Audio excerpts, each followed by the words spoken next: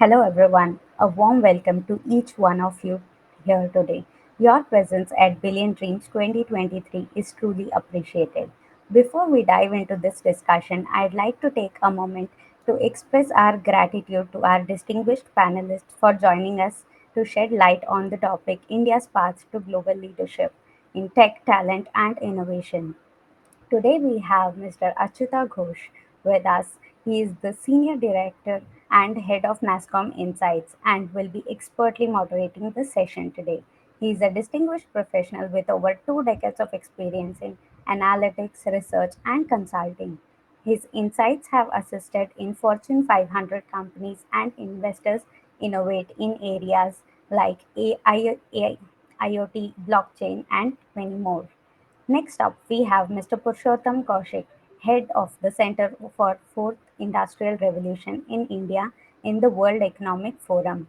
With an impressive 28 years of experience in the leadership and managed consulting, he is a visionary in technology, innovation, and leadership.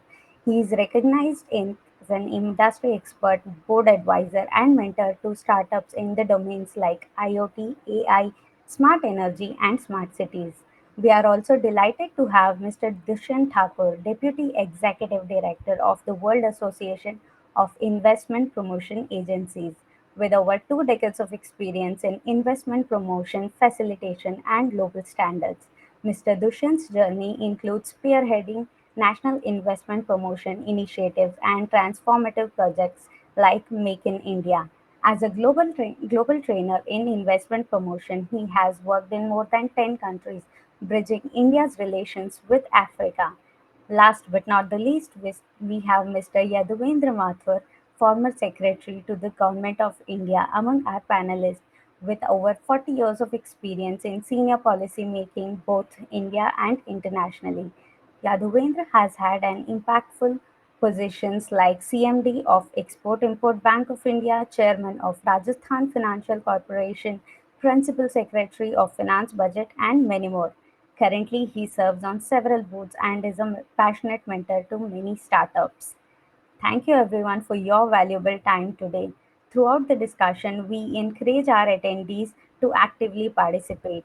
You can drop in your queries and share your thoughts in the chat box below. So, without further ado, let's begin our exploration. This is India's path to global leadership in tech, talent, and innovation. Over to you, Mr. Achyuta. Thank you, Shreya. Dear friends, thank you all for joining in on this very interesting discussion on India's path to global leadership, where we will aim to explore India's phenomenal transformation over the past decade, made possible by the rapid use of growing technology ecosystem. This session could not be better timed. Earlier this month, India took center stage, as you all know. As the world grappled with complex challenges, India's proactive stance in the recent G20 forum has amplified its standing as a key player in shaping international discourse and action. The G20 leaders' declaration with 100% consensus on all development and geopolitical issues is best regarded as a historical feat. And what really stood out for me was the pivotal role of technology in fostering inclusive, secure, and ethical practices for growth. What I was especially proud of also how India led from the front by consistently investing and building its own digital public infrastructure that serves as the cornerstone for inclusive economic growth. India further demonstrated its technological prowess through the successful Chandrayaan mission, but what we achieved is just the tip of the iceberg, I feel. The country has set some audacious goals in place, and there is urgent need for collaboration, communication, and strategizing if we aim to achieve them, supplemented, of course, by a rich diaspora. And this is what we want to explore in this discussion today. And we have a great lineup of speakers: Purushottam, Yaduvendra, Ved, Mani Tiwari, Dushyant. I mean, all these people have experts in this topic. And what we will would be that we would be honored to hear from all of you about the key drivers, challenges, and opportunities that lie ahead.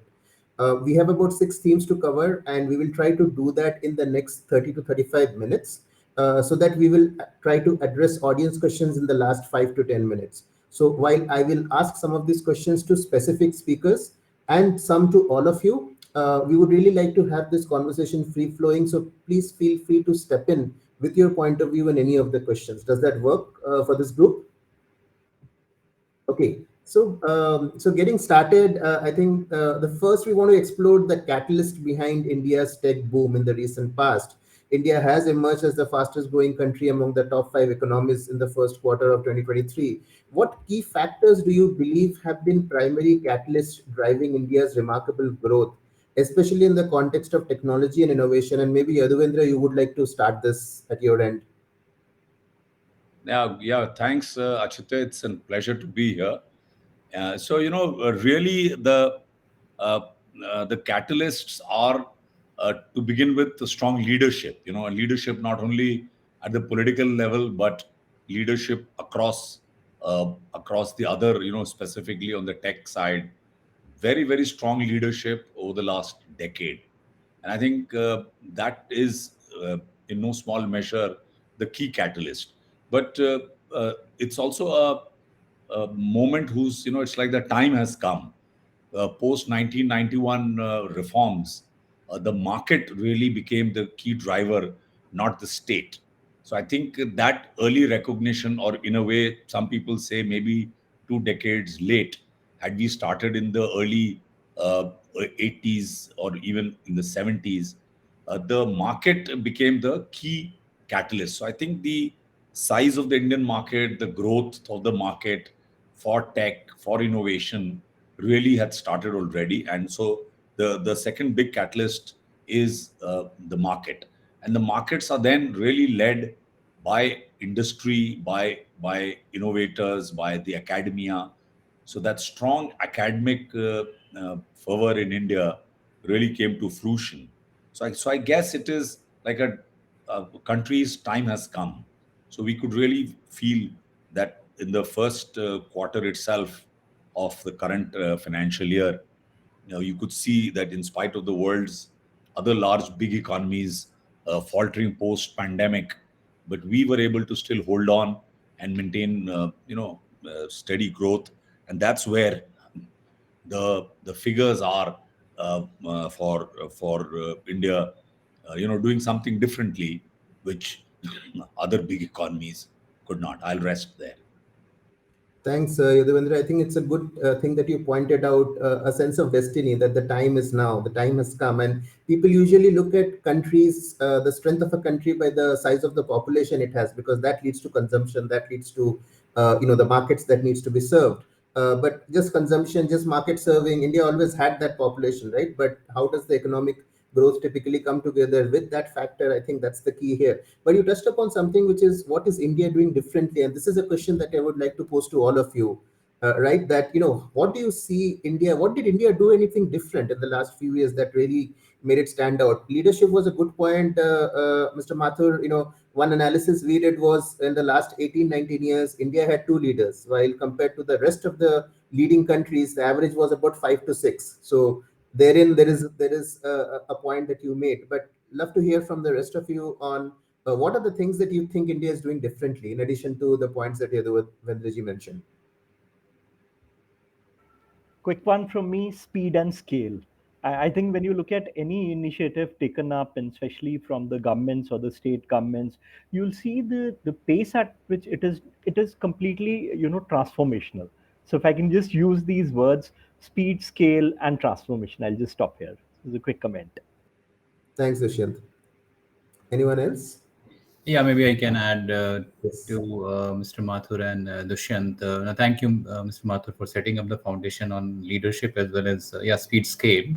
I think two things which stands out for sure is the focus on the digital, the path that we took on enabling digital public infrastructure, which possibly no other country has been able to scale. We possibly leapfrogged many countries, while like many of the countries, even like the most developed ones, were printing paper certificates for vaccines. We were able to maybe reach to the last mile and able to track every vaccination, even at the transaction level. So that's something which is how the power of DPI has enabled. And that started, the journey is not just delivered in maybe in a year or two. It has taken maybe more than a decade. It was set up in foundation around 2000, but 2010. But then speed has picked up for sure in terms of benefiting to the larger society. And second one I would say is the whole momentum around startup ecosystem. We have 100,000 plus startups right now, And like when we were growing up, that was possibly out of question, like you possibly will be setting up our own institution or own startup. But then I can see the whole the kind of momentum which is there, and the energy there is also the core of our growth.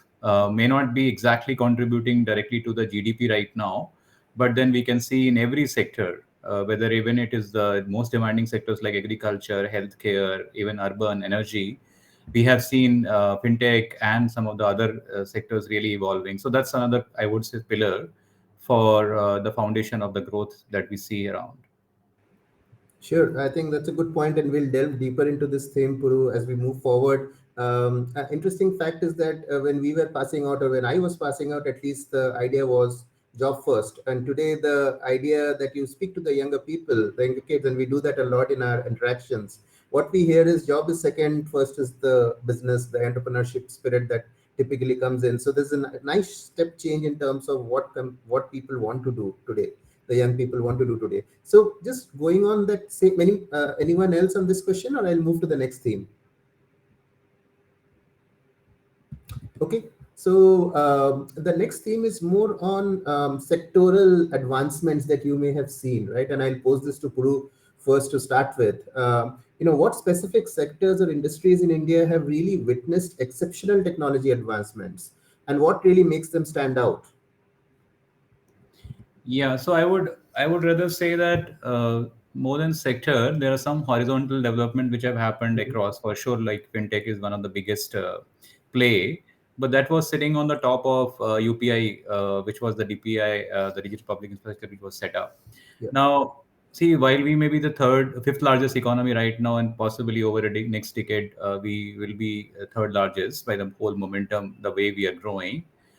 The challenge is slightly different, that our GDP per capita is very challenging compared to any developed economies, and even global average. We are almost like one third of the global average right now, even if you bring in PPP as well, price purchase parity as well. Now that's where we need to look at how technologies are helping various sectors, and I would say agriculture is one of the sectors which is may not have resulted in huge dramatic change in the value discovery, but then for sure it is on the ground, the need and the relevance of, even if looking perspective ahead, is going to play out in a big way.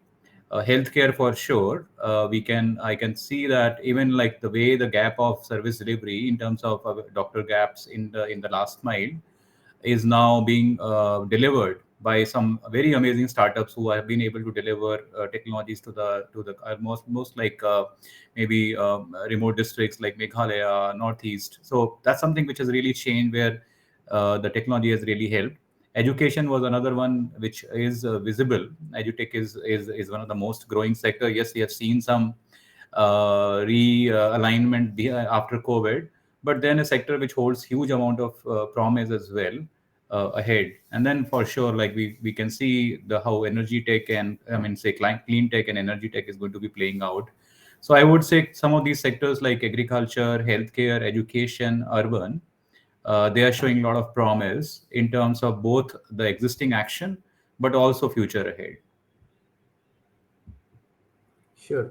A follow-up question, maybe Dushyant, you can start with this, and I'd request the rest of the team to also jump in. Are there any industries you see there is an untapped potential right now? I think Guru pointed out to a lot of industries where we are seeing realization of potential, but do you see significant untapped potential for further innovation from India in any specific industries? See, I'll probably spend a little bit more around manufacturing, because I Mhm. believe, one of the biggest challenges had always been, this massive job creation, and also something which sort of became the background for Make in India. So if we really see, till a few years ago, the big question was, can India manufacture? And that's what we started addressing in 2014 as a country. And today the response is very clear that yes, India can. And there are a number of examples of this that you see coming out in select sectors. The very obvious ones, the mobile phone handset story. You talk about pharmaceuticals and some of these areas, but this is just the tip of the iceberg. You can imagine that if we can prove, and we have proven, that we can deliver as a country at cost and with the right requisite quality. And these are just some segments which are starting to happen. So each other subsegment within manufacturing is where there is a lot of play, and especially moving up the tech value chain is where the fun starts happening. And that's what I would say. Again, while there are obviously numerous number of sectors, but every subsector within the manufacturing domain, there are clearly those niches which are there. So if we are today saying that, okay, we have uh, as a country been able to do handsets, and now maybe there are LED fabs which are coming up, and then within electronics there'll probably be at least a good 6 to 7 sub-segments which are just waiting to unleash, and which will happen one thing after another. So just a quick some of these points, but manufacturing is something where we can clearly say, and it's all tech enabled. The whole industry 4.0 and tech enabled manufacturing is sort of the way to go forward. I'll just stop here. Thanks for bringing in this point, Dushyant. And I think the government has also been focused on building competency. It's not that India couldn't manufacture. I think India couldn't manufacture competitively. And I think that's where the focus has been, to make manufacturing competitive. And I think we still need to do a lot more to really get this ball off the court.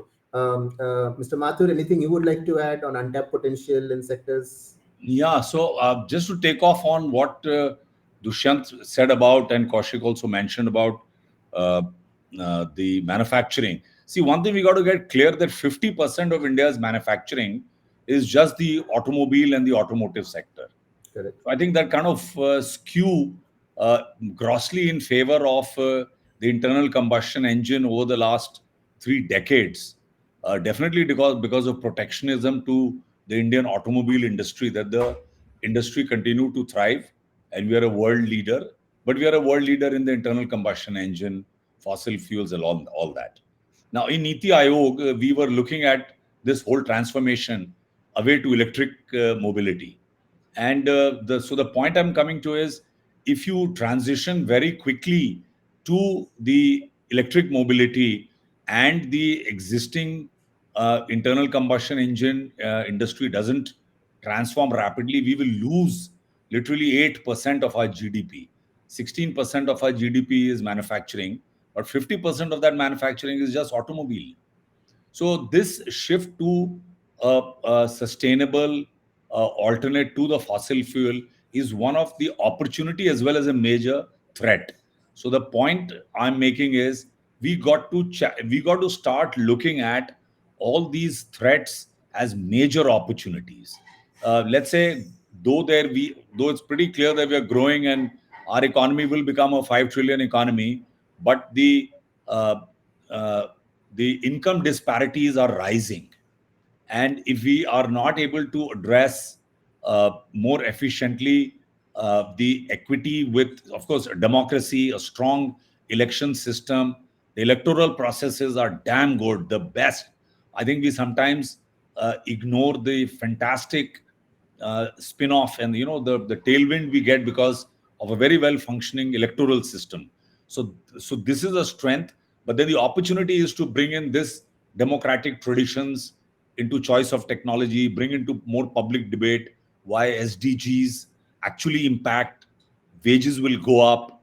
Nobody is unemployed in India, let us get it straight. But the wages are very low.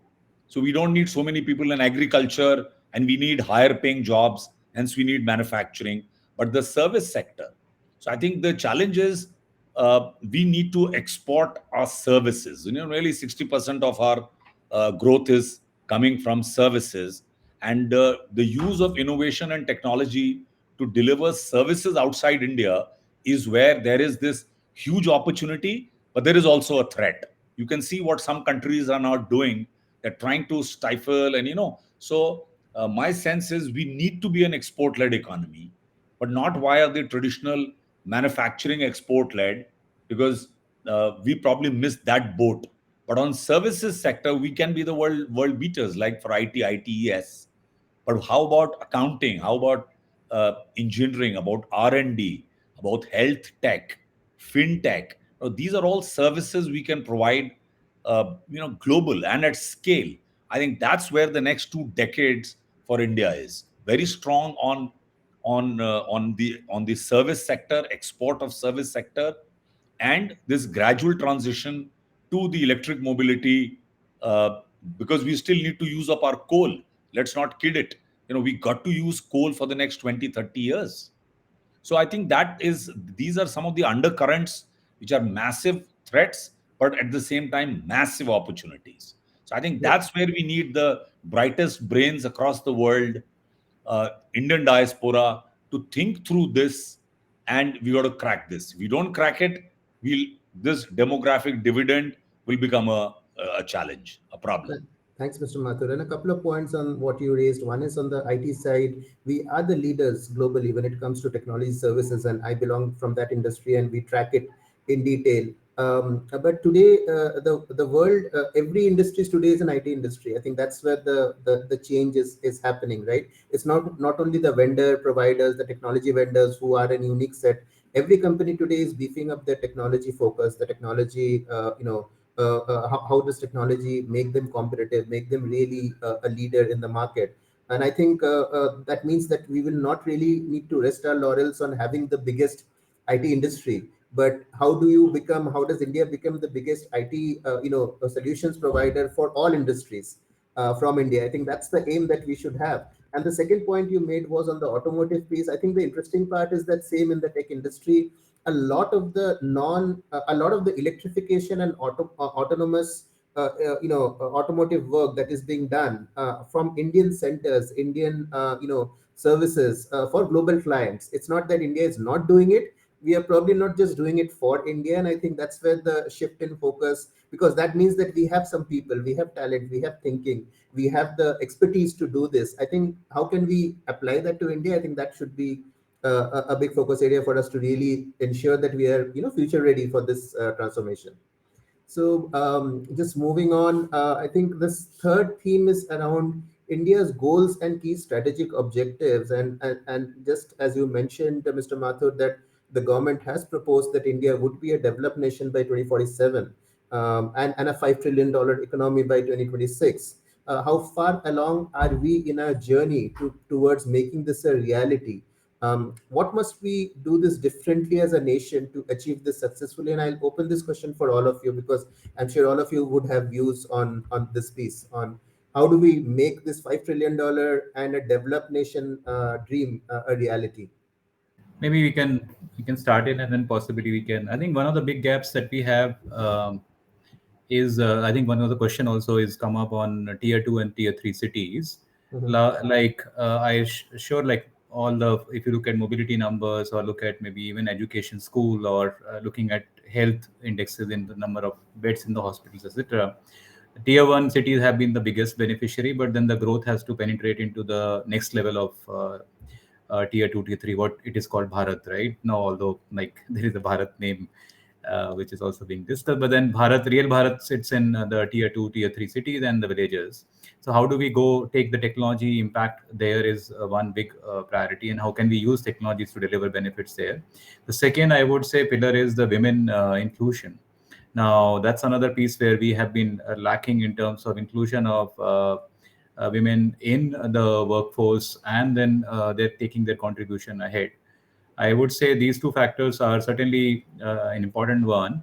And the other thing which we possibly need to look at is this whole opportunity that has come in ahead of us is AI. And AI is going to be consuming the biggest fuel which we already have through the data layers getting created under different digital public infrastructure is going to be hugely leveraged. And how can we use AI is going to be another big opportunity for all of us, whether it is through knowledge workers productivity or strengthening our IT services elements.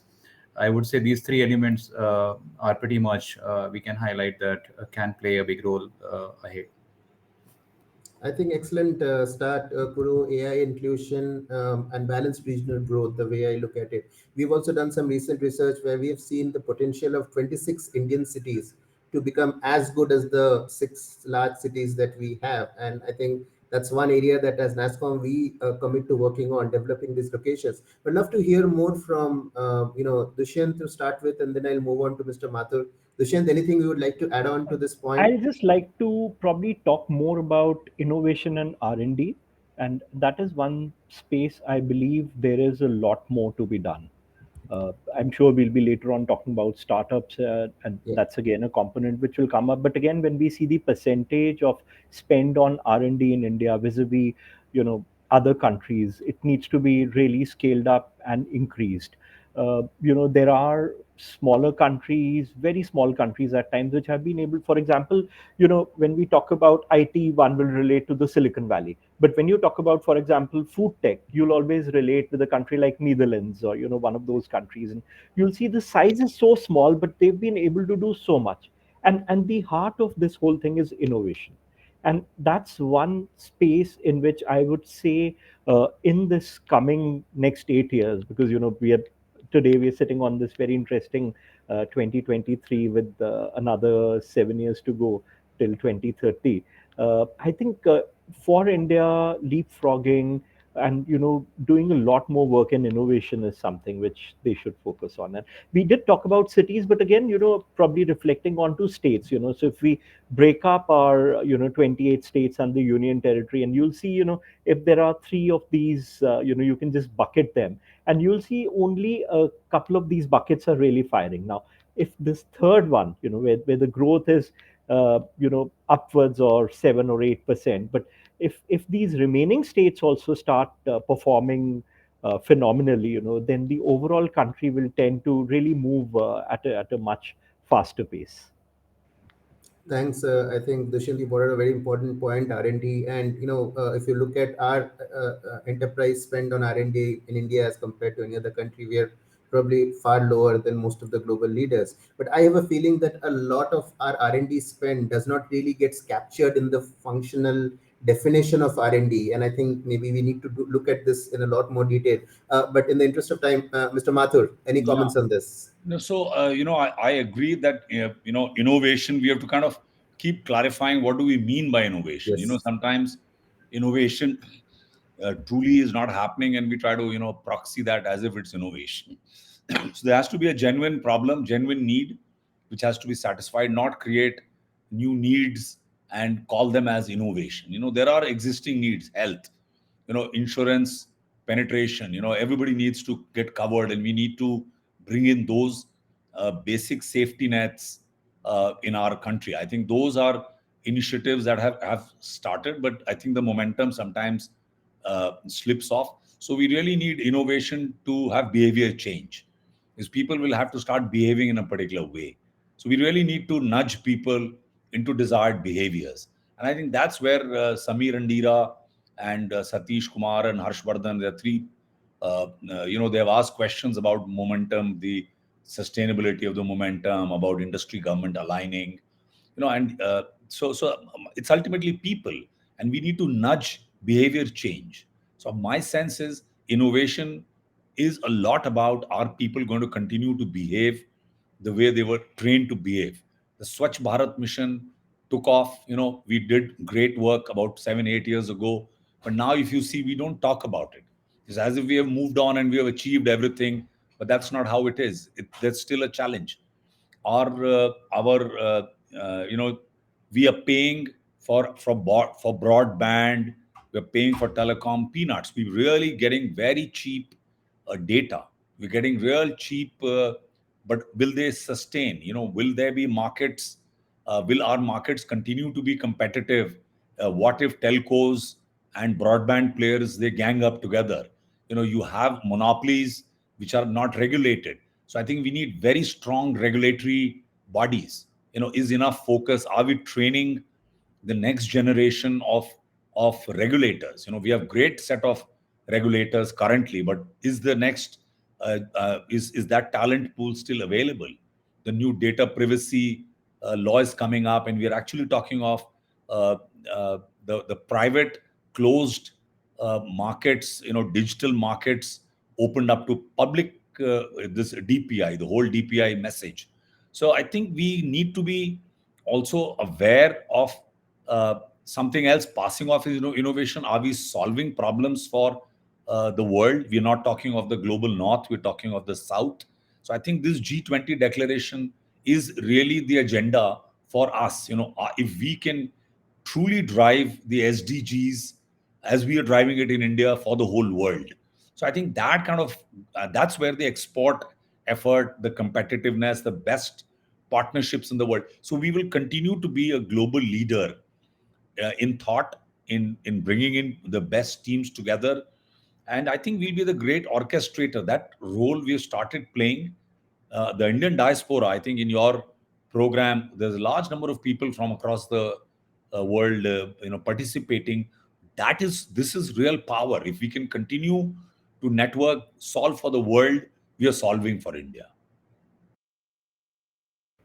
Perfect, Mr. Mathur. Thank you for bringing out the point that innovation is nothing without the right culture adjustment or showing enough persistence in driving through with what we have in mind. The next question is on, what were key strategic initiatives that you feel has been instrumental in India's growth to the top? And we can include DPIs, we can talk about the Make in India push, but are there anything specific that you think really stood out in terms of again, this is a question open for all, and any of you can take the lead on this. Anything that stood out from a action-oriented perspective? Yeah, I come from government. I've now retired, but I've served in the government for fairly long to see that change happen. So there was, earlier too much of a, so that democracy in a meeting culture went, that was kind of, we had decisions, so there were meetings not to just push but there were decisive meetings and there was decision making. So I could see very clear decision making.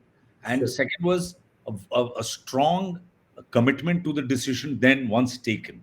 So there was nothing like a flippy floppy, iffy. So it all got together. The game got together. Earlier, the states, let's say GST, one thing, it was difficult, but we got it done. It was being talked about. You see the impact of just GST is amazing.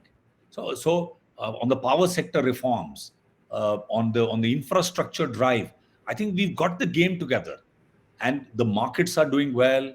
The private sector has got massive, great opportunities.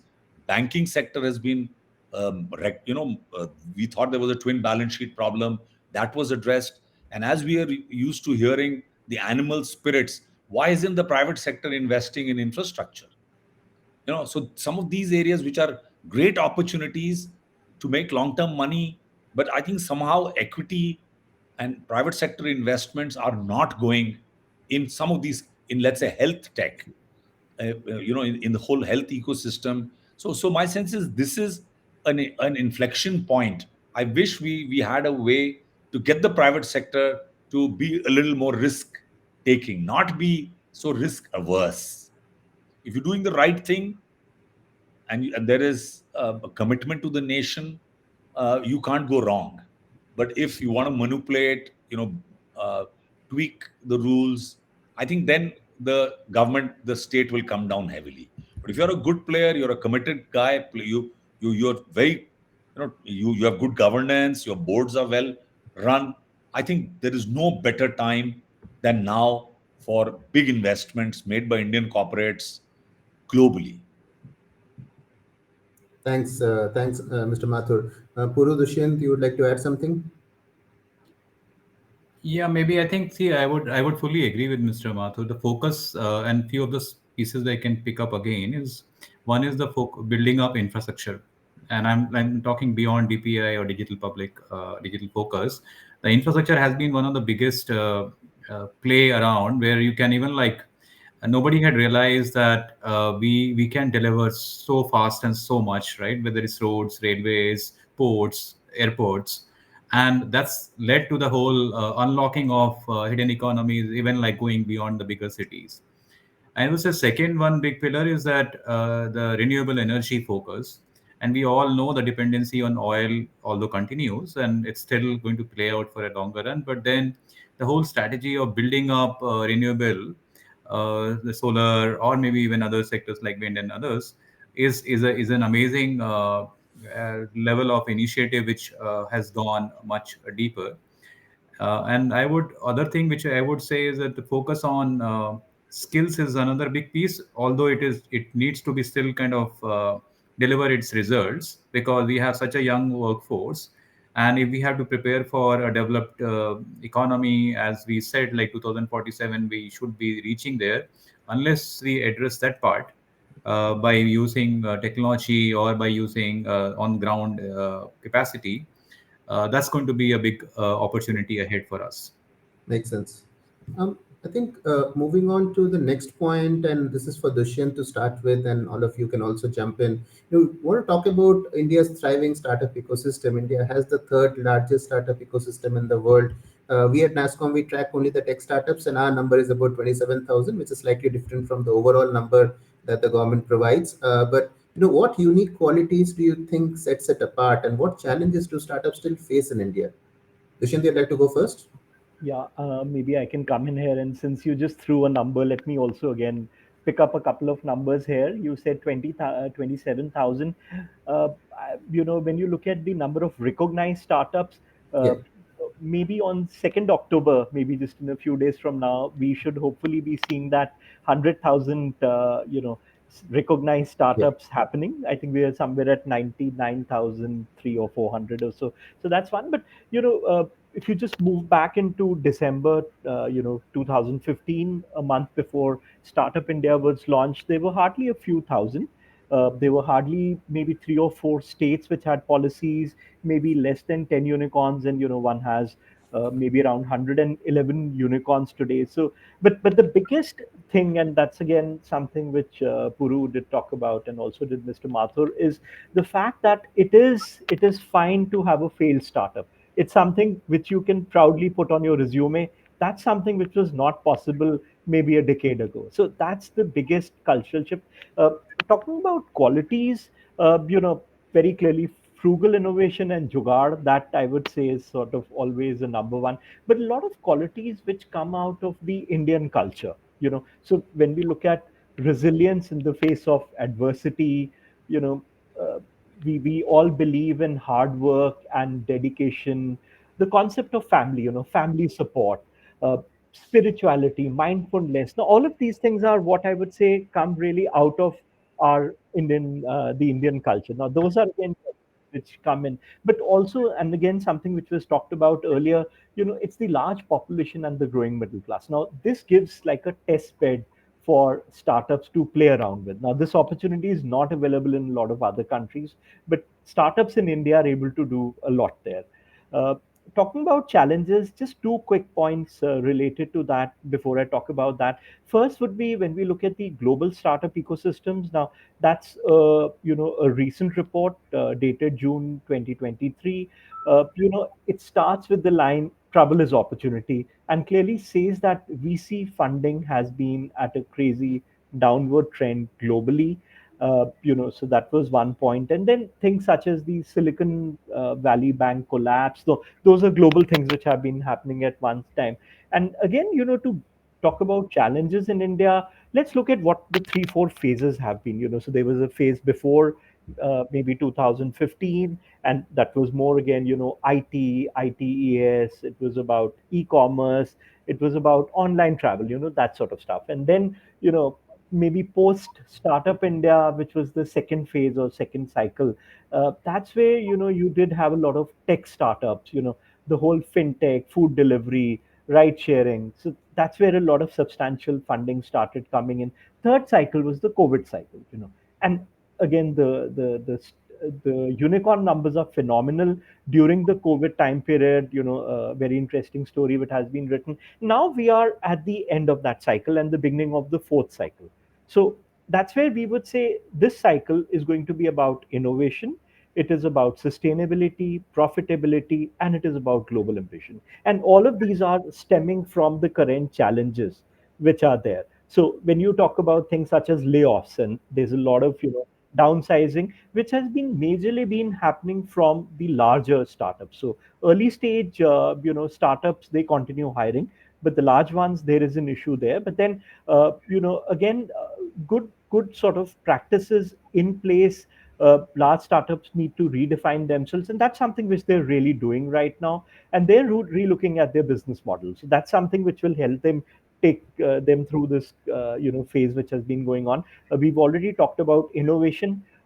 That's something which is now very seriously being focused on, and more attention probably continues needs to be continue to be given for them. Funding, again, it's a global phenomena. It's been happening here also. But again, one thing which is important is strong corporate finance principles and practices being in place is something which startups now are taking much more seriously, especially the larger ones. There's always the fund of funds which has been there. There's been a Startup India seed fund. All of these things do help, but again, funding is something which we hope and expect that it should again increase a lot more. Regulatory environment, I remember the definition of Startup India. I was there in that room, was where the honorable prime minister said that we want to just move out of the way and let startup do their thing. And there's been something like close to 60 regulatory changes, but again more and more can continue being done on that space. And clearly new areas are emerging when we look at the fourth cycle or the fourth phase: climate startups, hydrogen startups, deep tech. That's what it is all about. So I'll just stop here, but that was a little lay down onto how the startup ecosystem has been evolving in India. uh, Thanks, we Dushyant. hope it Anybody should else would like to chime in? operate. Yeah, so there's a question I can see. Is there a gap you see in India's startup market specifically? Is there one that NRIs can fill? Keen to hear your thoughts. I think one of the areas where we need a real tech and behavior nudge is going back on land records and land management, asset management, that whole ecosystem. So something drastically needs to happen that we can take away the litigations and precious time and energies go. So land records and how quickly can we digitize and clean up the mess that exists in our land records. We and I sitting in cities, in apartments, we don't really know what morass. I being from the IAS, I've done more 20 years in the districts and in the state governments. That's one area where I don't see talent or startups coming in. So why can't we have some NRIs around the world coming into the land record market and bringing in more products that people can use, and we can resolve better measurement of land. We have a whole initiative called the PM Gati Shakti. I'm sure you've heard of it. And this is the entire ecosystem that the government is trying to put in place. So 1,600 digital layers on every lat long pan India, and 29, 26 ministries, departments. So all infra will be now available, state as well as national, uh, uh, on the GP on the GIS platforms. But that is still not accessible to the private guys. So land records are already computerized, but we need some more brains to start working. In NITI Aayog, we were trying, but it's a little contentious. It's a state subject. So I think that's one area where my sense is there is space for NRIs. The other is this whole health data. I know with the data protection law now in place, and with this open banking coming up, you may be reading about the Reserve Bank of India itself issuing digital currency, real time digital currency. We might be the first in the world. We are in the world to be issuing digital currency. Again, a massive area where we can really be a world leader and completely transform the way credit is is delivered. There was talk about startups getting credits. So there will never be another funds of funds type of thing, Mr. Thakor. I know that the government doesn't have money to give out to startups. It has to come from the markets. But what will happen is users will start paying long term for use. So why can't I pay 50 years or 30 years up ahead my tolls? All the tolls that I pay, cannot I create a fund and pay for my tolls upfront? Can I buy bonds? So I think we'll have to really bring the market, the individual retail customer to invest directly in infra. I think those innovations are not far away. And we only need, and Reserve Bank, I can say that this is a fantastic time for the regulators. and they've got together. You see TRAI, RBI, whether SEBI. I think the regulatory ecosystem is beautiful in India. Other countries do not have such efficient, with their ears to the ground, regulators like ours. So that is the space of regulatory sandboxes that NRIs can come in, propose a regulatory sandbox, try out some innovations which might require the law to be changed, some practices to be changed. That is where innovations will come in. And I think that's the space for startups to come in. Thank you. Thanks. Moving on to the next point on the global tech landscape and India's contribution. I think we all know that India is a leader when it comes to technology and innovation, the tech sector at least. And Puru, maybe this question is for you. How do you envision India playing an even more important, more substantial role in the future of the global technology industry? I mean, how do you see India, shaping its current focus into something more expansive? Yeah, I think one of the biggest leverage India will be having is the this whole growth momentum, which possibly other developed economies may not be able to offer in terms of the scale and the capacity, because we are the biggest populous, most populous nation. We will possibly be the most also data enabled economy. Now that sets us to as a perfect playground for leveraging technologies to shape the future. Now, how we see we can influence or we can possibly drive is, one is obviously the technologies need to be governed properly and more responsibly, because that's one thing which, although there is a lot of noise about AI being kind of restricted in terms of usage, and various countries have taken in different approaches. UK takes it more sectoral specific, red flag based approach. And then we have seen Europe or maybe EU regulations are coming in more like binding on LLMs or language models. US is like self-governance. So different countries are taking a different approach, and but AI will be more like borderless. It will not like having a more like a kind of a country-based regulation approach will help. Will not really help. So how can we maybe use our powers to the high momentum, the high big market that we have, and then possibly play a role of responsible use of technologies across. And then still we have the big advantage of, like, if anything can succeed in India, it can make most of the money all across. So the unitary economics in a developing market, which is possibly India, is going to be the one of the biggest on that side.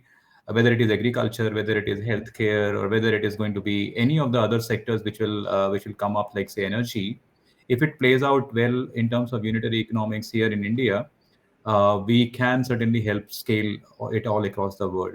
The only challenge that we have here is that while we may have 100,000 startups, we still are not very IP centric. I mean, like, we have not been able to really create technologies, and that's where possibly some of the questions coming in, that how can India diaspora help? How can possibly others people can come in? I think that's where the big focus has to be, that how can we create IP centric innovations where we can retain the value as well within the country. And that's one thing which we had. And the other thing is government is certainly playing a big role, and Mr. Mathur spoke about it when he was there, and still he keeps looking at those aspects. India is the policymakers are really very big focus on how do we bring innovation to the play of growth. And there are very few very developing few really states which are very high action oriented. They have been coming out with models like public private partnerships enablement on the ground to reshape some of the core challenges on some of the most demanding sectors of taking the technologies to the last mile. So I would say they have the priorities right. They have even the intent and action right. It's just the whole way that we play this next 10 years is going to be hugely important. Sure.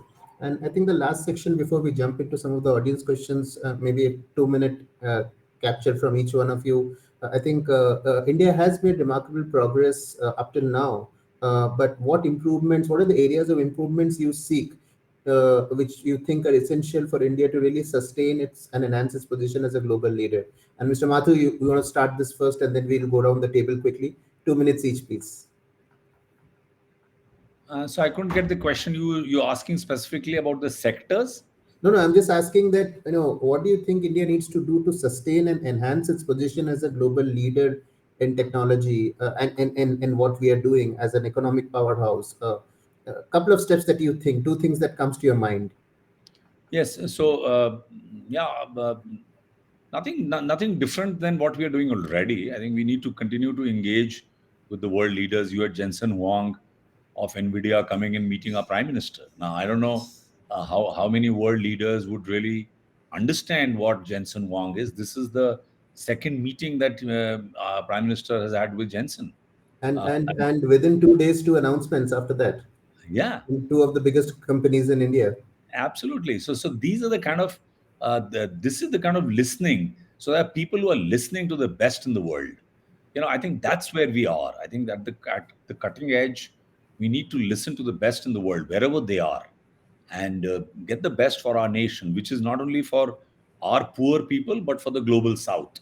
I think Sure. that is what we need to continue. It's not about solving only for India. It's about solving for the world. The Vasudhaiv Kutumbakam. I think I that's completely agree. If we solve for India, we'll solve for the world. in fact, if you solve for the world, India is getting solved. There's no way. It's just like, so we need to just continue that. It's not a small India. It's not a chota wala India. It's that Vasudhaiv Kutumbakam. We got to solve for the world. In fact, we got to solve for the universe. We're going global. We're going to the space. So why not Indian startups start looking already at the space? We should have 100 Elon Musks in India in the next decade. Okay, 100 Elon Musk, the target for us. Dushyant, Puru, you want to add something? Yeah, just one quick point. So I would say picking up, really looking at things at a sub sector level, and then creating ecosystems which are really competitive and best in the world. Be it from the perspective of, let's say, innovation. So we talked about IP, or we talk about ease of doing business, or any of these dimensions. So that would be one thing. Second, we did talk about Indian, companies going global. I did want to quickly mention that, we at the World Association of Investment Promotion Agencies are organizing for the first time in India. That's the 27th edition of the World Investment Conference. It's happening in New Delhi. At IICC Dwarka, the venue which was very recently, inaugurated by the Honorable Prime Minister, and all NRIs, investors from India, they're all welcome to be there. So, we look forward. We'll be probably getting investment teams from more than 100 countries and investors from all over the world there. That's 11th to 14th December, but 13th December would be the key day. So I just thought I'll mention about that. Yes. Puru? Yeah, I think I can just maybe say that as if we look at next decade, I would say the whole focus should come on our GDP per capita, and that's what we call it inclusive India for leveraging technologies. Because that's, even if I see this not just as a challenge but as a huge opportunity. And I was reading one report that like maybe China and India were almost like at the same at around 1995 in GDP per capita, but then China is where it is right now and where we are. So even if the whole opportunity of we reaching the global average, maybe even next few years, should be an opportunity ahead. And if we reach the global average or global average of GDP per capita, we possibly would have achieved all our goals. So I think that's something which we should be leveraging. And there are enough opportunities and enough green shoots we can see while we have done few things right. The other things like more like how do we build up skills, how do we set our women inclusion in the workforce, and then how do we really look at maybe more an IP centric approach in the startup ecosystem, and then we will own a significant value of the world economy. Otherwise, we'll feel keep happy here within our within the national boundaries discussions, but then when you go to a global room, we don't really see India as a big play in terms of economic value realization, or maybe the portion. So that's something which I would say we need to play our inclusive growth as one of the big focus areas. Perfect. And how can initiatives like Billion Dreams, like we are doing right now, really help? And maybe one thing that each one of you can add to this point. I think these events you are holding after longish gaps, you can hold them more. Maybe you can have these events more frequently, and there should be follow up on the questions, and kind of an engagement which goes on. It's not like a one day. I don't know how you engage. You continue to engage, but yes, we need the diaspora, the NRIs to network. This is the time we need each other. we sitting in India and them there. This is the right time we got to capture value for our nation. Sure. Thanks. Dushyant? Uh, Again, NRI bucket is a very important and a very critical one, and you guys are already focusing on it. But then the next step, and Mr. Mathur did mention about it. Maybe things such as investable projects. Now, states are sort of bringing it out, but how do you present it? If I'm an NRI sitting and I know I have a little bit of money which I don't mind investing. It's the gap between the cup and the lip which billion dreams can actually really close very quickly. So bringing the opportunities to investors in a very simple manner, you know and investable projects could be one such way of doing that. I'll just stop here. Sure. Yeah, maybe I'll just take an example. I know it's good that we're talking about the power of billion dreams.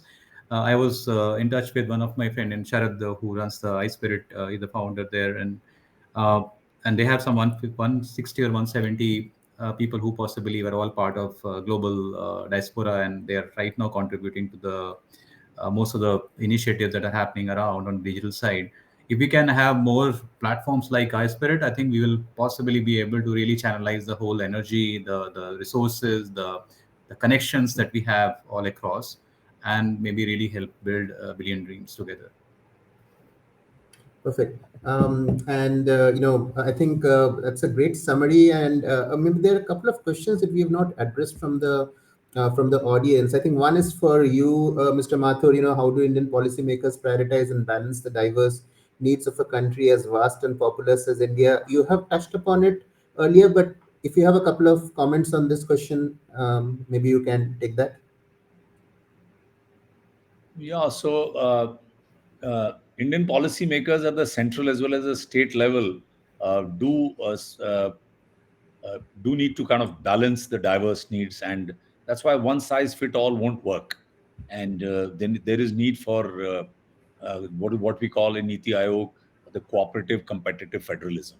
So while we compete, we also cooperate, and competitive spirits have been unleashed. States are competing against the other. There is ranking of states. Inside the states, the districts are being ranked. Districts are competing with other districts. So there are 720 districts. We have an aspirational district program. So I think the policymakers are actually now more closer to the ground, and there is data based decision making, not anecdotal. So we are moving to far more granular data for policy. So earlier policy would be kind of just hanging in the air, and then it was tested on the ground. But now it is the other way around. A lot of data comes in, and only then policy prescriptions. I think that is happening fairly effectively. And going forward, more technology, access to data is making it the finesse is there. And we do not have the hegemony of the center in things like education, which is state subject, more freedom, but with a common stream. I think that blend is pretty good. Sure. Dushyant, can you take this one, which says, what role can the Indian diaspora play in fostering innovation and investment in India? Sure. So, one of the points which Mr. Mathur had initially talked about as an example, infrastructure. And, he mentioned about asset recycling and, so for example, toll roads and, maybe for example, tolls getting collected and all of that stuff. Now, obviously, one is talking about big money, but these are very good examples of investable projects. And there have been scenarios where there's been fairly, decent amount of monies which have been already raised. Now, obviously, this needs to be structured very well. But today, India presents, a huge opportunity, for NRIs to invest in. Now, it could be directly if NRI is specifically running a particular company in a given sector. There is a good possibility that that business, maybe some sort of a manufacturing, if it's there, or if it's a service industry, an expansion of that could take place in India if they're not already doing that. So that could be one example. Second way could be direct, funding, which could be into startups. It could be into projects. Now, obviously, the vehicles in which you do it is something which needs to be probably looked into. But that again would be, another area which one could focus on. So Sure. Sure. I think one more question I saw at the start was whether this growth momentum is sustainable. I think this is very sustainable. There is so much of headroom for growth when it comes to where we are today and where we can be tomorrow. And the India stack going global, a tremendous amount of aspirational customers, a progressive policy regime, very inclusive digital infrastructure, very fast improving physical infrastructure, stable economy and political environment. I think those are all the recipes that you need for sustaining the momentum. There's one question here which is aimed at Puru. Do you feel since India is now a superpower, the reasons many people leave in the first place are now irrelevant? And I think this is coming from the audience that is out there. Any comments on this? I would agree. And what Dushyant said is this is a perfect opportunity right now. And we have spoken about all the factors, like we have the largest possibly enabled digital infrastructure. And look at the whole deep penetration of wireless or maybe 5G networks that right now happening, or more, almost like all the villages are having fiber connectivity. Where would you have, and then smartphone penetration, right? I don't think really there could be any other place with so much of potential available and so much of headroom available. I would say, in terms of the next decade, why we say this is going to be India's decade is that the headroom is so huge that even if we catch up with the global average, we will beat everyone. So that's something which possibly we should look. And the whole reason of like why people leave is like maybe if most of the people are going to be working for multinational companies outside, and then possibly India is one of the best places right now. I don't even see the huge salary differences between what MNCs are paying here in India versus MNCs paying in US or at any of the senior level positions. So why not we come? You kind of look at opportunity here in India, invest, and whether you directly invest or whether you run your own startup or whether you kind of possibly become a venture capitalist, the opportunities are all across, and this is the best time. Thank Yeah, I you. I think think we add yes, one yes, line. Mr. Mathur. We didn't talk about the defense industry and national security, and those challenges. I think one huge sector where the NRIs and more startups and more private sector is in the defense architecture itself. We need to be very cognizant of the security threats our nation will face, is facing, and going forward, how we can be the beacon to other geographies, other countries in the south, Africa, and other friendly countries. So we need to also bring in that connect with our diaspora, with our NRIs. Somehow, this word of NRIs, it might evaporate. It's only if you don't pay taxes in India that you carry the tag of an NRI. I don't think it's a very it's a distinguishing tag. You're an Indian, but you kind of stay away from India to avoid taxes. So I think somewhere we need to look at this narrative, like a US citizen is taxed globally, but an NRI isn't. So is there is there a sunset clause on this whole business of being an NRI? You hold an Indian passport, you can be anywhere in the world, you get taxed on your global incomes. That's just a thought. I think Achyuta, if that's a I can just add one quick point. One trend which I see happening a lot more is Indian companies going global more and more, including medium-sized companies. While there's been a lot of FDI coming into India, but the investments going abroad, there was a time when India would easily compare with some of those other large countries which invest outside.